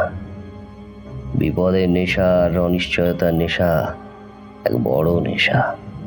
এই 2 নেশাই আমার জীবনভর ভবঘুরে করে রাখল। না দিল সাধনায় কাঙ্ক্ষিত সিদ্ধি, না ঘর বেঁধে থিতু হতে দিল একটু। তা ঘন্টা 2 হেঁটে একটা অদ্ভুত স্থানে পৌঁছালাম। সে স্থানে বাড়ি ঘর, ঠাকুর দালান, তুলসী মঞ্চ, জল তোলার ইদারা সবই রয়েছে। পরদিন দেখেছিলাম বাড়ির সামনে তুলসী তলার গাছগুলো পর্যন্ত জীবিত। কিন্তু জানি তা হলো কোনো জনমনীষীর অস্তিত্ব। অন্ধকারে একটা কুকুর বিড়ালের জ্বলন্ত চোখ পর্যন্ত কোথাও নজরে এলো না। সবচেয়ে অদ্ভুত ব্যাপার হলো, এখানে আসার পর ঝিঝির আওয়াজটা পর্যন্ত থেমে গিয়ে এক ঐকান্তিক, অনৈসর্গিক অপ্রার্থিবতার অন্ধকূপে হঠাৎ করে যেন নিমজ্জিত হয়ে পড়লাম। বুঝতে পারলাম এসে গেছি গন্তব্যস্থানে। সাহেবের ডায়েরিতে একখান ইংরেজ আমলের ম্যাপ ছিল। ম্যাপ দেখা ওই আড্ডা থেকেই শিখেছিলাম, তাই অতি সহজেই সেখানে মুখস্থ করে ফেলেছিলাম আমি। সেই ম্যাপের বর্ণনা অনুযায়ী আন্দাজে জমিদার বাড়ি খুঁজতে বেশি বেগ পেতে হলো না।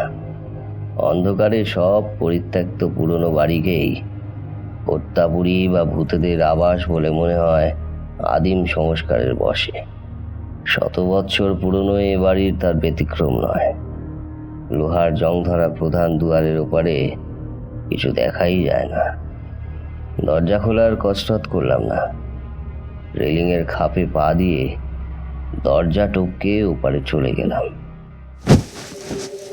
আসার সময় একটা পুরনো লণ্ঠন নিয়ে এসেছিলাম, সেখানে জ্বালিয়ে নিলাম। পুরনো আমলের মাঝারি মাপের একখান বাড়ি। ব্রিটিশ আমলে জমিদার বাড়ি বলতে আমাদের মনে সাধারণ যেমন চিত্র ভেসে ওঠে, এবারই তার চেয়েও আকারে ছোট। তবে পরীক্ষা ঘেরা বাগানটা প্রায় বিঘা 5 জমির ওপর। অবশ্য এখন সেটাকে আর বাগান বলা চলে না, আম কাঁঠালের জঙ্গল বলাটাই ঠিক হয়। তবে এখানেও একটা অদ্ভুত ব্যাপার লক্ষ্য করলাম। রাতের আঁধারে লণ্ঠনের আলোতে দেখে যতটা বুঝলাম, এতদিনের অব্যবহারে এবং অযত্নে সমস্ত বাড়ি, বাগান, ঝোপ আগাছায় ঢেকে যাওয়ার কথা, কিন্তু সেসবের বিন্দুমাত্র কোনো চিহ্ন নেই। মন্দিরটা রাতের আঁধারে আর খুঁজে দেখলাম না। সোজা ভিতর বাড়ির মহলের দিকে এগিয়ে গেলাম। মুখে দুর্গা নাম। বিশাল কাঠের দরজাটা ভেজানো ছিল, আলতো করে ঠেলতেই সেটা খুলে গেল।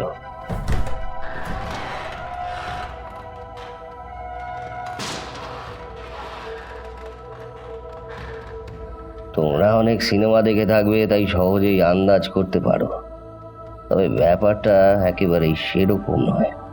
অর্থাৎ পুরনো বাড়ির দরজা খোলার পর ভিতরে ঝুলে স্তূপ, মাকড়সার জাল, চামচিকে বাদুড়ে নাদি অথবা আরশোলা ইঁদুর কিছুই চোখে পড়ল না। ঝকঝক করছে গোটা মহলটা। এত বছরের অব্যবহারের কোনো লক্ষণই নেই।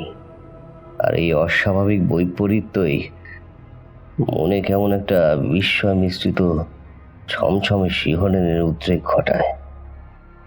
সারাদিনের পথশ্রমে এমনিতেই ক্লান্ত ছিলাম, তার উপর এ বাড়িতে প্রবেশের সাথে সাথেই মনে হলো কানের কাছে একে যেন ঘুম পাড়ানি মন্ত্র পড়ে দিয়েছে। তাড়াতাড়ি বিরাট বসার ঘরের পাশেই একটা ঘরে গিয়ে ঝোলা থেকে কিছু শুকনো খাবার মুখে দিয়ে জল খেয়ে ঘুমিয়ে পড়লাম। ঘুম এতই ছেঁকে এলো যে বিছানায় পড়ার পরে একেবারে যেন মরার মতো অজ্ঞান হয়ে পড়লাম। সম্ভবত রাত 10টা কি 10:30 বোধ হয়। এমনিতেই আমার ঘুম গাঢ়, তার মধ্যে এত গাঢ় ঘুম কোনোদিন ঘুমিয়েছি বলে আমার মনে পড়ে না। খুব গভীর ঘুম, অনেকটা মৃত্যুর মতো। কিন্তু হঠাৎ আমি ঘুম অথবা মৃত্যুর অতল থেকে একবার এক ঝটকায় উঠে পড়লাম। মনে হলো কোনো একটা প্রবল শক্তি যেন আমায় টেনে তুলল, যাকে প্রতিরোধ করা আমার সাধ্যের বাইরে। আমার দেহটা অদ্ভুত হালকা হয়ে শূন্যে ভেসে ঘরের কড়িকাঠের দিকে উড়ে চলল। একবার নিচে বিছানায় দেখলাম আমারই মতো দেখতে একটা লোক অসাড়ে পড়ে রয়েছে। তখন আমার তাকে নিয়ে আর ভাববার অবসর নেই। দেওয়ালের পর দেওয়াল ফুঁড়ে ছায়ার মতো উড়ে একটা ঘরে পৌঁছালাম। সে ঘরটা আয়তনে বিশাল। ঘরের উত্তরমুখী জানলার পাশে বিশাল আকার পালঙ্কে কারা যেন গভীর ঘুমে আচ্ছন্ন। মনে মনে ভাবলাম, এ বাড়িতে তাহলে এখনো লোক থাকে, এজন্যই বাড়িঘর এমন পরিষ্কার। ঘরের মাঝ বরাবর রাখা বিশাল আকার পুরনো আয়না। বাইরে বোধহয় এতক্ষণে চাঁদ উঠেছে। সেই আলো জানলা গলে আয়নায় প্রতিফলিত হয়ে হালকা আভায় ছড়িয়ে পড়ছে গোটা ঘর জুড়ে। রাজকীয় ভঙ্গিতে আয়নার সামনে এসে দাঁড়ালাম। যা দেখলাম তা দেখে গগনভেদী আত্মরম্ভর হাসিতে ফেটে পড়তে বাধ্য হলাম। ভোর হতে ফিরে এলাম বিছানায়, আর ঘুম ভেঙে গেল সঙ্গে সঙ্গেই। স্বপ্ন আর বাস্তব মাঝে মাঝে গুলিয়ে যায়। আমারও অবস্থা হলো তেমনই। পরের সারাদিনটা ধরে সমস্ত বাড়িটা ঘুরে ঘুরে দেখলাম, মন্দিরটাও দেখলাম।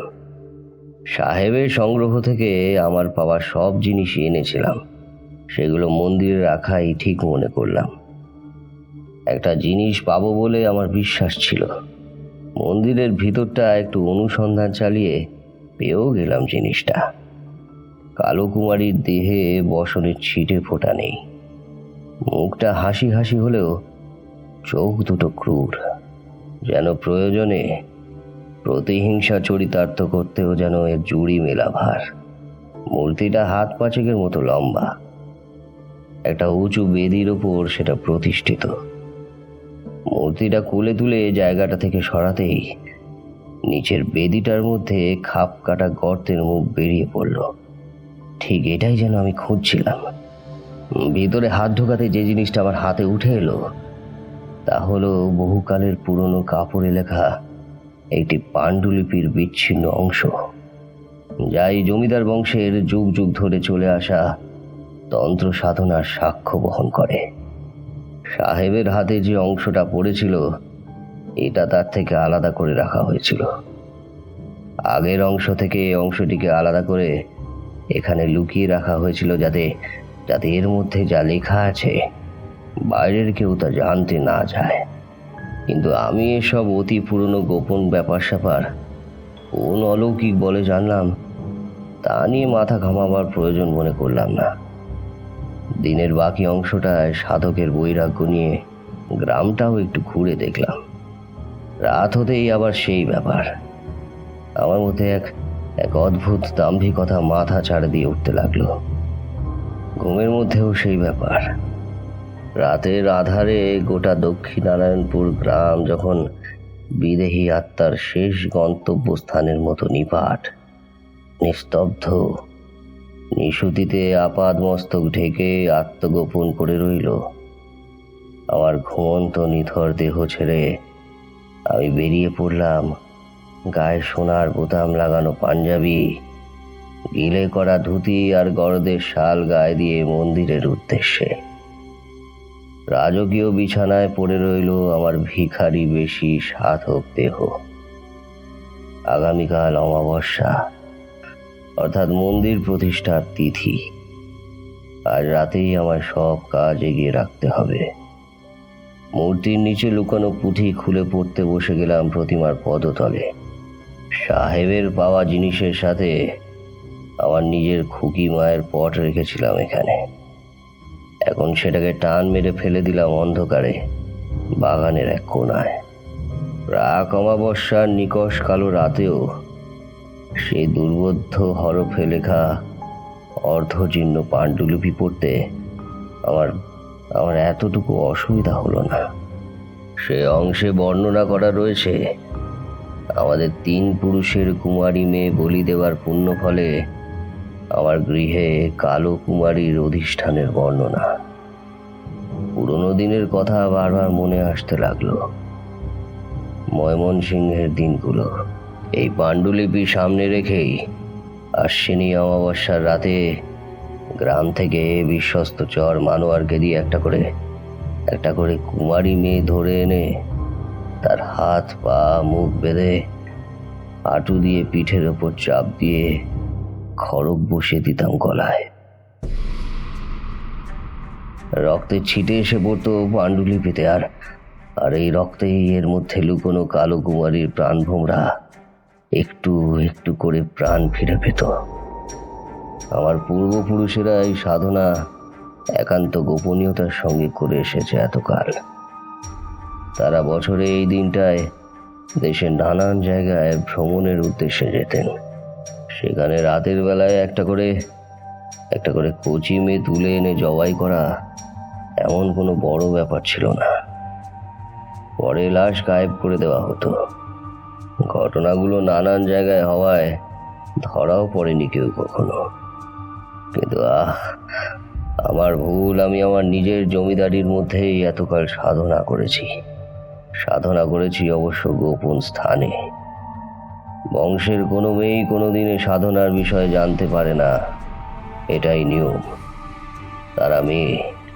তারা মেয়ে হয়ে অন্য মেয়েদের এরকমভাবে মৃত্যু নিশ্চয়ই মেনে নিতে পারবে না। আমার স্ত্রীও জানতো না, কিন্তু ওই মূর্খ সাঁওতালগুলো বুঝে গেল একদিন সব। সন্দেহ হয়তো অনেক দিনই করেছিল, কিন্তু তাদের রক্ষকই যে তাদের ভক্ষক এ ব্যাপারে নিশ্চিত হওয়ার পরেই দলবল নিয়ে আক্রমণ করলো আমার প্রাসাদ। প্রথমে গাছের সাথে বর্ষা দিয়ে গেঁথে দিল মানোয়ারকে, কিন্তু আমাকে ধরা অত সহজ ছিল না। আমার বাড়ির নিচে একটা লুকোনো গোলকধাঁধা ছিল, যার রাস্তা একমাত্র এই বংশের লোকেরাই জানে। সে গোলকধাঁধা লখনৌয়ের নবাব আসাফুদ্দৌলার বাড়ে ইমামবাড়ার ভুল ভুলাইয়াকেও হার মানায়। যা টাকা পয়সা, গয়নাগাটি, হিরে মানিক ছিল, যতটা সম্ভব নিয়ে গোলকধাঁধার রাস্তায় মাটির নিচ দিয়ে 2 মাইল দূরের একটা গোপন জায়গায় উঠে পালিয়ে এলাম।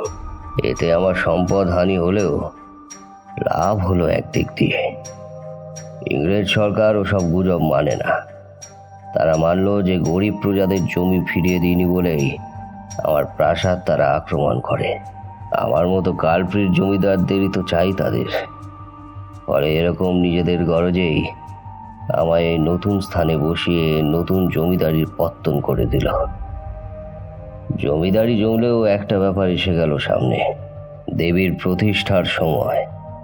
সে সময় যদি পার হয়ে যায় তবে গোটা সংসার, রাজত্ব আমার ছারখার হয়ে যাবে দেবীর রোষে। কারণ সে দেবী নয়, সে দেবী আসলে একরকম রক্ত খেকো পিশাচিনী। পুঁথি অনুযায়ী দেবীর প্রতিষ্ঠা লগ্নে যে শেষ বলি হবে, সে হবে সাধকের নিজের রক্ত। সুতরাং ওই স্বপ্নদেশের নাটকটা করা জরুরি ছিল। আগামীকাল আমার 11 বছরের মেয়েটাকে বলি দেব। সাথে সাথেই দেবীর আশীর্বাদ নেমে আসবে আমার উপর। আমি লাভ করব কালো কন্যার বদলে এক শ্বেতবর্ণ পুত্র সন্তান, আর ধনবর্ষা শুরু হবে আমার বংশে। আমার অবর্তমানে আমার ভবিষ্যৎ পুত্র দেবীর পুজো করবে। কিন্তু হ্যাঁ, বলির পূর্ণ খাড়াকে হতে হবে সম্পূর্ণ নিষ্কলুষিত। বলিতে কোনো রকম বাধা পড়া চলবে না। বলিতে বাধা মানেই সব শেষ। সকাল হয়ে আসছে, আর একটা দিন অপেক্ষা মা। কাল তোকে প্রাণ দেব। আজ ফিরে যাই ঘরে। এই বলে প্রণাম করে উঠে এলাম। ঘুম ভেঙে গেল। কি হতে চলেছে তা এখন আমার কাছে পরিষ্কার। স্বপ্ন না বাস্তব আর কোনো সন্দেহই নেই আমার। কারণ এখন আমার গায়ে গিলে করা পাঞ্জাবির উপর রেশমের চাদর, গালে পাকানো সরু গোঁফ, হাতে লাঠি। আমি রাতে ঘুমিয়েছিলাম ভবঘুরের সাধক কালীনাথ হয়ে, আর উঠেছি জমিদার দক্ষিণ নারায়ণ হয়ে। রাত হলো অশ্বিনী অমাবস্যার তিমিবরণ রাত। সে রাতের অশরীরী আবহ ভাষায় প্রকাশ করা যায় না, সে শুধু অনুভব করতে হয়। চোখের সামনে দেখলাম কোনো অদৃশ্য শক্তির বলে জেগে উঠল শতাধিক বছর পুরনো জমিদার বাড়ি। তেলে জ্বলা ঝাড় লণ্ঠনের আলোয় ঝলমল করে উঠল গোটা মহল। বাড়িতে আমি দক্ষিণ নারায়ণ ছাড়া আরো 3টি প্রাণী, স্ত্রী লক্ষ্মীবালা এবং 2 মেয়ে অনুপমা এবং নিরুপমা। এদের মধ্যে একজন আজ বলি হবে আমার হাতে। প্রথম রাতে বিছানায় ঘুমন্ত মানুষগুলোকে এখন খুব ভালো করে চিনতে পারলাম। আমার জমিদার হয়ে ওঠার প্রথম পর্বে চাঁদের আলোয় এদেরকেই ঘুমিয়ে থাকতে দেখেছিলাম পালঙ্কে। ক্রমে রাত গভীর হয়ে এলো। এতবধি চলা নাটকের জবনিকা পতনের সময় উপস্থিত। খুব সুচারু কৌশলে গোপনে এক বিশেষ ধরনের ঔষধি মিশিয়ে দিলাম পত্নীর দুধে। দুধ খাওয়ার সঙ্গে সঙ্গে উনি তলিয়ে গেলেন গাঢ় ঘুমে।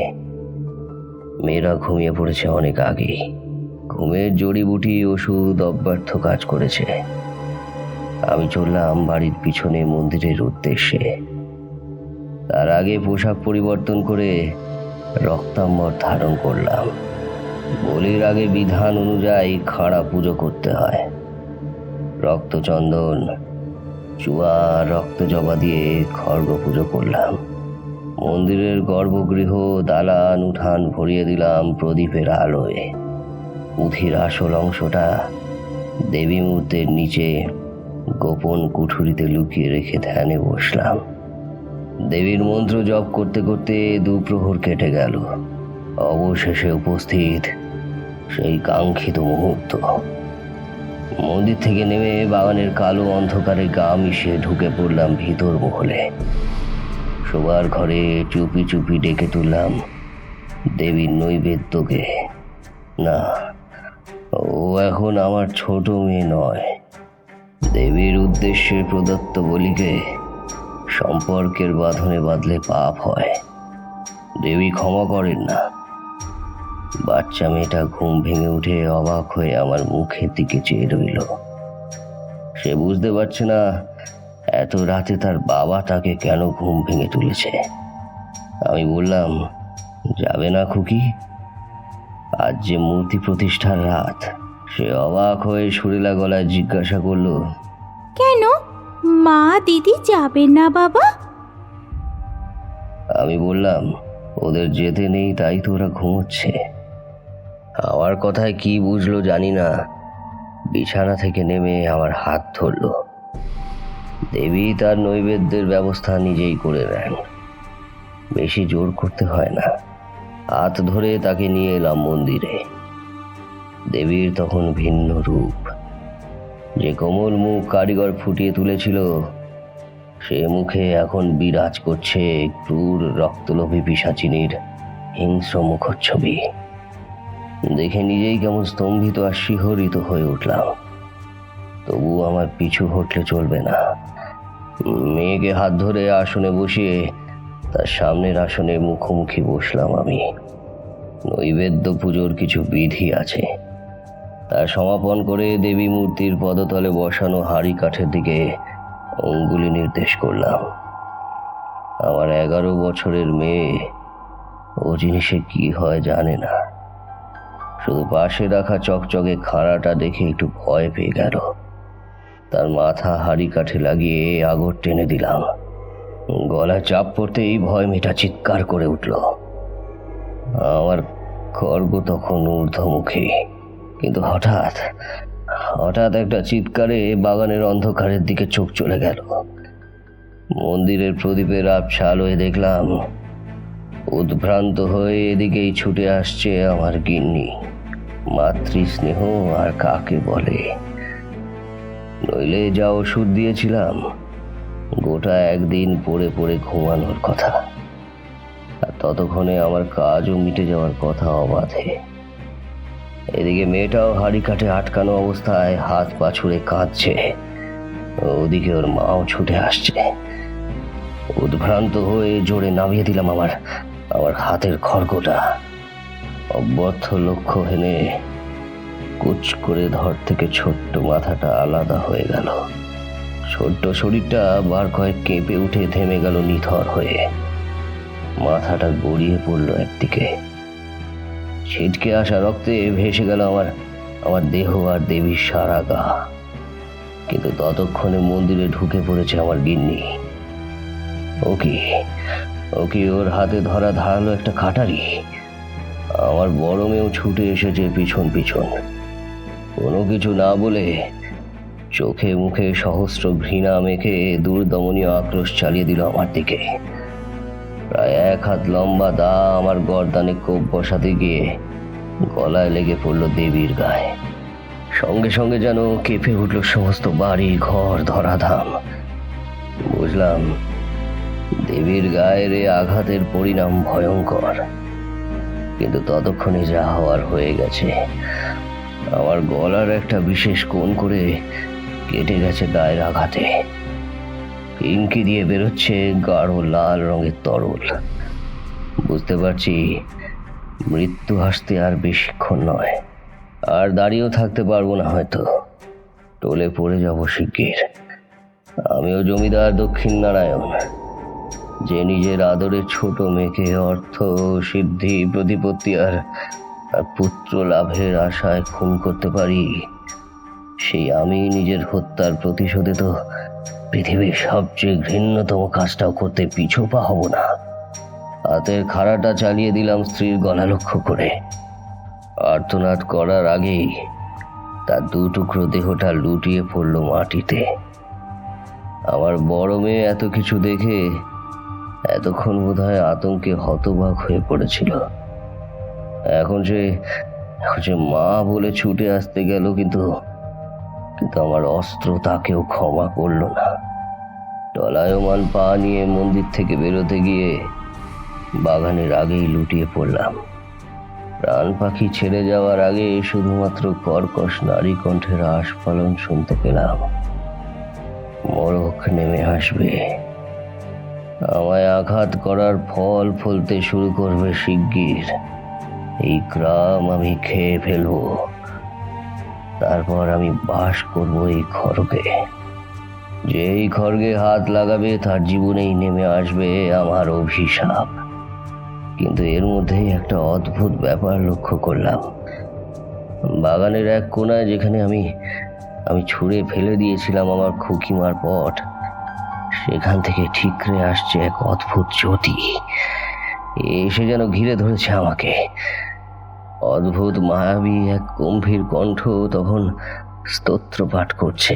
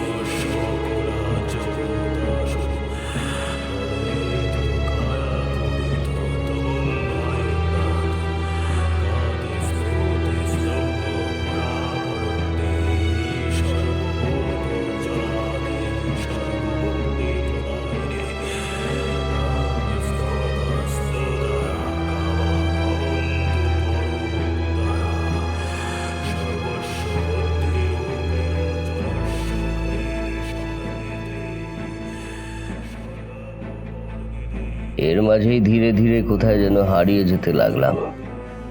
তবে স্পষ্ট অনুভব করলাম আমার মাথার পাশে কারা যেন দাঁড়িয়ে আছে, কারা যেন অবতীর্ণ হয়েছেন সেই অসীম ঐশ্বরিক মহালোক থেকে আমারই সুরক্ষায়। চোখ বুঝলাম।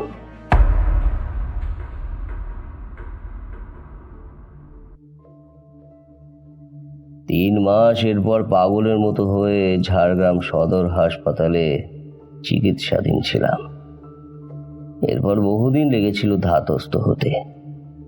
সম্পূর্ণ সুস্থ হয়ে সব শুনেছিলাম চাঁদলালের কাছে। সেদিন আড্ডা থেকে ফেরার পর থেকে আমার অমন ব্যবহারে ওদের সন্দেহ হয়। লুকিয়ে লুকিয়ে চাঁদলাল আমার গতিবিধি লক্ষ্য করত। তারপর হঠাৎ আমি ওখানের জীবন ছেড়ে কাউকে কিছু না জানিয়ে পালানোয় ওদের সন্দেহ আরো ঘনীভূত হয়। সম্ভাব্য সমস্ত জায়গায় গিয়ে যখন আমার খোঁজ মিলল না, পুলিশের কাছে চাঁদলালি প্রস্তাব করে দক্ষিণ নারায়ণপুর গ্রাম খুঁজে দেখতে। অবশেষে পুলিশ অফিসার হেমব্রমের অধীনে সার্চ টিম থানা তল্লাশি করে জমিদার বাড়ির কালো কুমারী দেবীর মন্দিরের সামনে থেকে অচেতন অবস্থায় আমায় পায়, কিন্তু তাও পাক্কা 2 দিন পর। জিজ্ঞেস করে জেনেছিলাম ওরা আমায় উদ্ধার করে 20-এ দুপুরবেলায়, আর অমাবস্যা ছিল 18-তে। আরও জেনেছিলাম আমার পরনে কোনো রক্তাম্বর ছিল না। সাধারণ গেরুয়া পোশাক যা আমি পরতাম তখনও তাই পরেছিলাম। অবাক হইনি, কারণ এ পৃথিবীতে অবাক হওয়ার মতো কত ঘটনা আছে, আর কতটুকুই বা খোঁজ রাখার অবসর হয় আমাদের। শুধু তারপর থেকে সেই আত্মদাম্ভিক মনকে প্রশস্ত করেছি, নিয়োজিত করেছি সে রাতে আমার প্রাণ ফিরিয়ে দেওয়া ঐশ্বরিক দয়াময়ী মায়ের চরণে। এখন মনকে বলি, যদি কিছু না মেলে মন, তবে সব মেলানোর চেষ্টা কেন করিস মিছে? কিছু জিনিস থাক না অমীমাংসিত রহস্য হয়ে। পার্লং সাহেব সেই অভিশপ্ত খাড়া তার ঘরে এনেই বিপদ ঘটিয়েছিল। দেবীর অভিশাপে শুধু গ্রাম নয়, নিরীহ সাহেব পরিবারও চলে গেল। সাহেব হয়তো কখনো তার আসন্ন মৃত্যুর আগাম আভাসেই আমারই মতো কারোর উদ্দেশ্যে সমস্ত কিছু মাটির নিচে পুঁতে গিয়েছিল। আমার হাত থেকে এই একটাই ভালো কাজ হয়েছে, খাড়া তার আপন জায়গায় ফিরে গেছে। সে গ্রাম, সে জমিদার বাড়ি আজও পরিত্যক্ত হয়ে আছে। 18 বছর বয়সে সেই ঘটনা আজ 62 বছর বয়সে শোনাতে গিয়ে তোমাদের হাসির কারণ হতেই পারি, তবে তাতে কিছু যায় আসে না। সত্যি তাতে এতটুকু বদলে যায় না। আমি মহাকালের ভক্ত হলেও মহাকালী সেদিন আমাকে পথ দেখিয়েছিলেন। বাইরে থেকে দেখলে ভিন্ন ভিন্ন পথ মনে হলেও সব পথ গিয়ে সেই একই পথে মেশে। যে পথ তুমি পছন্দ করবে সেই পথই তোমার পথ, তবে অন্তিমে গিয়ে সব সেই একই, সবার উদ্দেশ্য ঈশ্বর প্রাপ্তি। গল্প শেষ করলেন কালীনাথ। এবার একে একে সবাই তার পায়ে প্রণাম করে নিজের পথ ধরছে। ঘাট ধীরে ধীরে শূন্য হয়ে এলো, তবু 2টো মানুষ এখনো বসে আছে সেই একই রকম ভাবে তার নিজের জায়গায়। একজন জগহরি এবং অন্যজন তারই মতন এক ভাগ্যান্বেষী।